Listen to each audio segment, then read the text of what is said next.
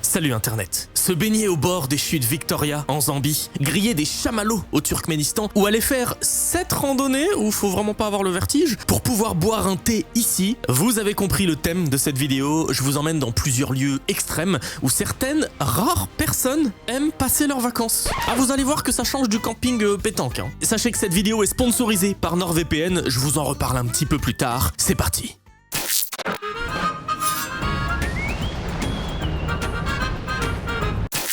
Pour les plus fous d'entre nous, il existe des agences de voyage spécialisées dans le tourisme volcanique.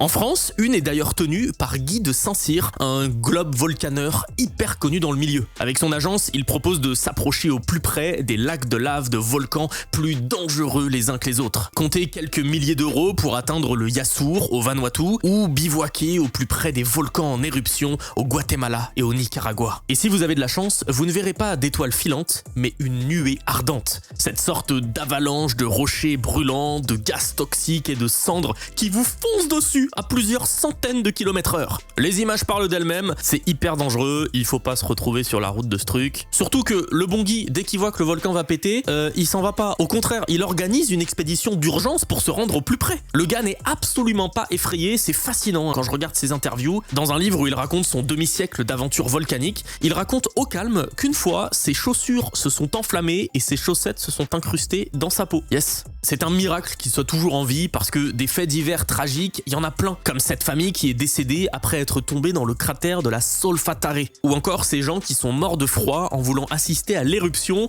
du fameux volcan islandais dont je ne prononcerai pas le nom. Bref, c'est vraiment pas à prendre à la légère comme type de vacances, mais j'avoue que si Guy me proposait une petite expédition, ouais, je dirais peut-être pas non. Non, parce que vraiment, il a l'air tellement carré et dès que je l'écoute, j'ai l'impression de partir directement en aventure, c'est fantastique. Et c'est ce que d'ailleurs a fait le Grand JD qui est allé au cœur d'un volcan avec eux. Allez voir la vidéo, elle est incroyable.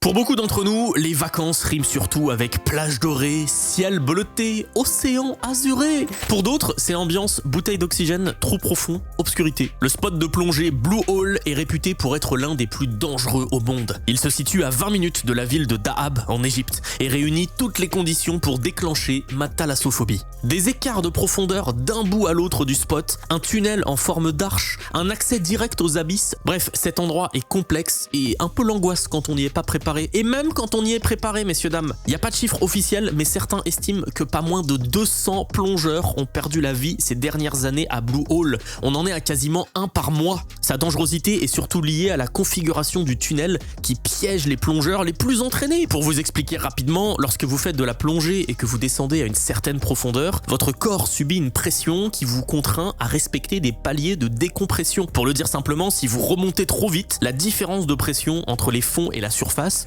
peut provoquer tout un tas de conséquences qui vont de l'engourdissement de certaines parties du corps à une perte de connaissance. Et perdre connaissance dans l'eau, c'est pas le meilleur bail, vraiment. En empruntant le tunnel, les plongeurs ne se rendent pas forcément compte des écarts de profondeur qu'il y a entre l'entrée et la sortie. Mais malgré tout ça, et son accès réservé aux spécialistes de la plongée, Blue Hole reste un spot très convoité. Il est finalement aux plongeurs ce que l'Everest est aux alpinistes. Typiquement, alors que j'ai peur de l'océan, que j'ai le mal de mer, ce genre de lieu m'attire quand même beaucoup et me rappelle la beauté et les dingueries de notre planète que j'ai envie de visiter. Et j'espère que vous aussi, après 8 ans à faire le tour du globe ensemble, j'espère que cette chaîne vous a encouragé à prendre vos sacs à dos et à vous aventurer hors des sentiers battus dans des lieux plus insolites les uns que les autres. Après, je sais que ça paraît simple dit comme ça, alors que c'est pas forcément accessible financièrement à tous, que ça peut aussi faire peur de quitter totalement ses petites habitudes, son petit épisode de Friends ou son match de Yu-Gi-Oh du soir. Vous savez, ce qu'il nous faudrait, c'est un outil qui nous permette de payer nos billets d'avion, nos hôtels moins chers, avec les mêmes prix que le pays où on voudrait se rendre finalement. Vous savez, un truc qui dit au site de vente, non mais t'inquiète, je me trouve sur l'île Maurice là, je veux juste louer une voiture localement, tranquille, je suis pas du tout sur mon canapé à La Rochelle. Attendez, je serais pas en train de décrire NordVPN par hasard? Notre sponsor du jour qui permet de faire exactement ça. À côté de ça, NordVPN vous permet de regarder depuis chez vous des films et séries séries disponibles uniquement dans d'autres pays. Et quand vous êtes justement sur place, en vacances, c'est tout aussi utile. Ça permet d'utiliser ses applications et sites favoris sans limitation, de continuer sa fameuse série même à l'autre bout du monde. Merci le changement de localisation. Vous pouvez aussi masquer les publicités qui pourraient popper dans une langue incompréhensible. Vraiment, ce que je trouve top, c'est que ça vous évite tout piratage si vous devez vous connecter à un Wi-Fi public, ce qui est très souvent le cas quand on part en vacances. NordVPN chiffre votre connexion pour vous protéger au maximum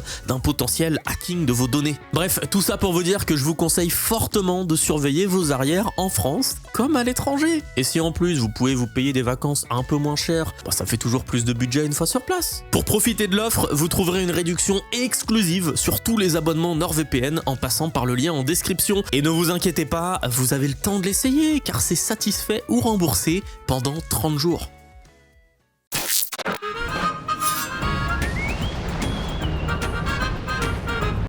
Partir en vacances pour se prendre un tir de roquette en pleine poire, c'est le choix qu'ont fait des touristes en voyage à Herat, en Afghanistan, en 2016. Ils ont survécu, mais clairement, leur choix de vacances était un petit peu questionnable. Pourtant, chose folle, ce genre de tourisme est un vrai business en expansion. Selon le site Future Market Insight, le marché de ce tourisme atteindrait 476 millions de dollars. Je veux dire, il y a vraiment des gens qui ont choisi délibérément de monter sur les hauteurs du Golan, à la frontière israélo-syrienne, pour regarder les explosions de la guerre civile, comme s'ils regardaient un feu d'artifice. Et la majorité de ces touristes ne partent pas solo de leur côté, ils partent avec des agences de tourisme spécialisées. Par exemple, l'entreprise américaine Warzone Tours prenait déjà 40 000 $ en 2013 pour une visite sur mesure de Bagdad. Récemment, des visites guidées de Kiev étaient proposées par Visite Ukraine pour la modique somme de 50 $. Bon, évidemment, ça inclut juste le tour et pas le voyage jusqu'à Kiev, mais dans le pack, vous avez notamment un guide qui repère les mines pour que vous marchiez pas dessus. C'est assez pratique. Contrairement à ce qu'on pourrait imaginer, le tourisme de guerre n'est pas nouveau. On en trouve des traces au 19e siècle pendant la guerre de sécession américaine. Dites-vous, en 1861, dans le comté de Prince William, en Virginie, les nobles du coin, persuadés de la victoire de leur armée, ont tranquillement pique-niqué devant la bataille pour ne pas en louper une miette. Sauf que leur camp a dû reculer et ils se sont tous retrouvés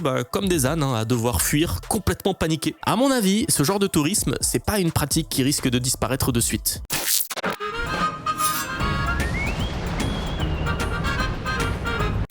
Je vous propose de rejoindre une croisière de luxe qui vous fera découvrir la jungle amazonienne. Alors je vous vois venir, vous allez me dire que ouais Doc, c'est pas extrême parce que quand même tu passes tes vacances sur un bateau de luxe. Alors oui, je suis d'accord, c'est vrai, mais croyez-moi, l'Amazonie, pour être originaire de Guyane, c'est pas luxe, calme et volupté. C'est plutôt piranha dans l'eau et jaguar sur la terre ferme, voire parfois l'inverse. Alors d'abord il faut trouver son circuit et il y en a plein. Que vous partiez d'Iquitos au Pérou, de Manaus ou de Santarém au Brésil, les tarifs varient selon la durée et l'agence, comptez au minimum plusieurs milliers d'euros par personne. Perso, j'ai repéré ce circuit qui propose un séjour à bord de l'un de ces bateaux. Je suis allé directement sur leur site pour avoir une idée du prix et du genre d'expérience que l'on peut vivre. Bon, déjà, le prix, 6 400 $, la Deluxe Suite par personne. Attention, voilà, vous êtes déjà à 12 800 $ pour 4 nuits. Ensuite, les activités, c'est important. Outre les massages, la salle de sport et la cuisine du chef, vous avez la classique randonnée dans la jungle pour rencontrer vos meilleurs mygales et autres dendrobates multicolores, le safari nocturne pour voir des caïmans et plus insolite encore, la rencontre avec des dauphins roses ou la pêche de piranha. C'est incroyable comme croisière, non? Bon, elle m'a tellement inspiré cette croisière en lieu extrême que j'ai cherché si son inverse en termes de température existait. Évidemment que la réponse est oui. Il existe des expéditions polaires vers l'Antarctique, comme celle-ci par exemple. Vous partez depuis l'Argentine pendant 15 jours pour un budget minimum, j'insiste sur le minimum, de 8100 €. Vous allez visiter une base scientifique sur les îles Shetland du Sud, vous assistez à des conférences, vous passez par les îles de Melchior, Cuverville et Danco, mais surtout, vous participez à des plongées. Et là, rien à voir avec le spot Blue Hole, il va vous falloir une bonne expérience en plongée en eau glacée, parce que les risques sont réels. Et à l'inverse des équipements spécialisés qui maintiennent votre chaleur corporelle à un degré viable, il y a certains circuits qui proposent de faire le Polar Plunge. Autrement dit, ça ou encore ça. Mais pas de panique, un petit shot est offert avant le grand saut.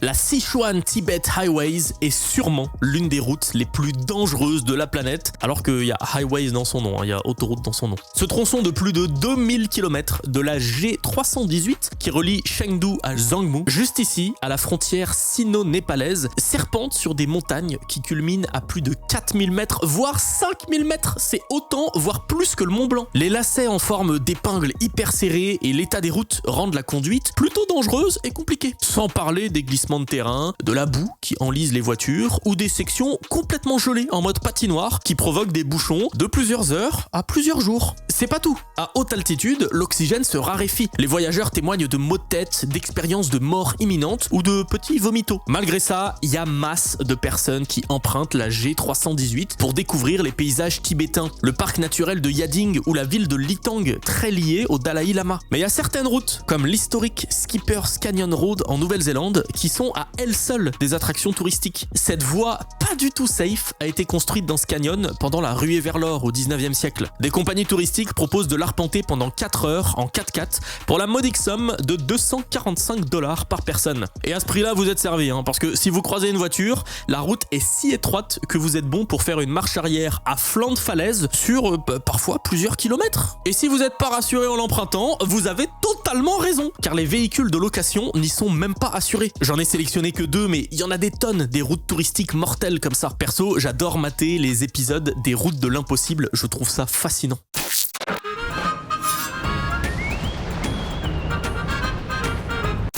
Les émissions de survie, c'est cool, c'est culte, ça fait rêver, mais c'est surtout très intense. Petit big up à Bear Grylls. Les piqûres d'abeilles, c'est jamais agréable. Certains aiment tellement ça, la survie, qu'ils ont été suffisamment inspirés pour imaginer des circuits touristiques sur ce thème. En France, on a Explora Project, qui propose plus de 200 expéditions partout dans le pays, mais pas que. Treks dans les fjords d'Irlande, kayak en Croatie et randonnées dans le glacier de Ruitor en Italie sont aussi disponibles. Ça a l'air très sympa, il y en a pour tous les niveaux. Rien à voir avec ce que propose Expedition Unlimited, qui est là pour vous faire vivre des bons gros challenges. Pas sûr que vous vous sentiez toujours en vacances après ça. On parle quand même de gravir le mont Everest pendant 60 jours pour un tarif record de plus de 50 000 €, c'est pas rien. Sinon, vous pouvez traverser le Groenland du sud au nord en ski kite. Voilà, 1500 km à parcourir pendant 30 jours, si les conditions météorologiques le permettent évidemment. Et ne comptez pas sur le confort d'un bateau de croisière. Ici, c'est tente pour dormir et ration pour manger. Je me suis baladé sur leur site du coup pour voir s'il y avait d'autres folies à faire et je suis tombé sur ces expéditions. Au Mexique, par exemple, on vous propose de partir à l'ascension du pic d'Orizaba, le point le plus haut du pays. Mais comme ça se fait pas comme ça, vous devez avant tout gravir ces 3 volcans, histoire de vous échauffer un peu. Expedition Unlimited offre également une excursion unique, une randonnée historique en Chine. Pendant 1 mois, vous partez dans la réserve d'Altintag, au milieu de nulle part, pour revivre l'expédition de l'explorateur français Gabriel Bonvalot. Vous passez par les chemins qu'il a empruntés il y a plus d'1 siècle. Franchement, ça a l'air d'être dingue.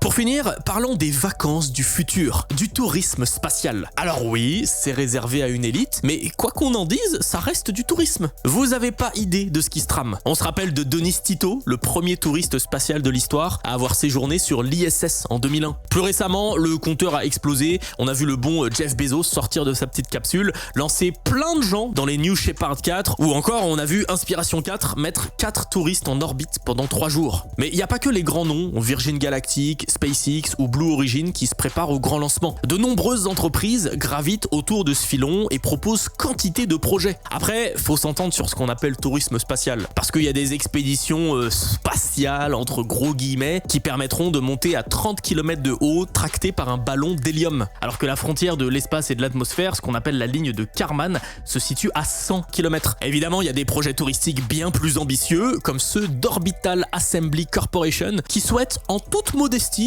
coloniser l'espace. Voilà, ils prévoient 2 hôtels d'ici 2027 en forme d'anneaux qui orbitent autour de la Terre et qui seraient capables de simuler la gravité, salle de sport, suite et bar au programme. Les gars, 2027, c'est dans 4 ans. Je suis pas certain de la faisabilité. En tout cas, je crois que vous avez pris Interstellar un chouïa trop au sérieux. Bon, tous ces projets, ça fait rêver, mais en attendant, la FAA, la Federal Aviation Administration, n'a pas encore donné son feu vert à la plupart d'entre eux. Par contre, on est sûr que Denis Tito va repartir pour un petit rodéo lunaire avec sa femme, d'ici quelques années à plus de 80 balais avec la NASA. Notons tout de même que c'est pas anodin d'aller dans l'espace, et je vous ai d'ailleurs fait une petite vidéo sur les accidents spatiaux, si vous voulez en savoir plus. C'est dispo sur la chaîne ou en description. Alors verdict, vous vous laissez tenter par quel type de vacances de l'extrême? Perso, j'hésite encore entre la plongée funeste et le volcan meurtrier. C'est pas évident de faire un choix. Blague à part, j'espère vraiment que cette vidéo vous a intéressé. Merci encore infiniment à notre sponsor du jour, NordVPN, et nous on se retrouve dans quelques jours avec un format que vous attendez tous. Je vous tease depuis quelques vidéos, et bien c'est là, ça arrive. À très vite. Salut Internet.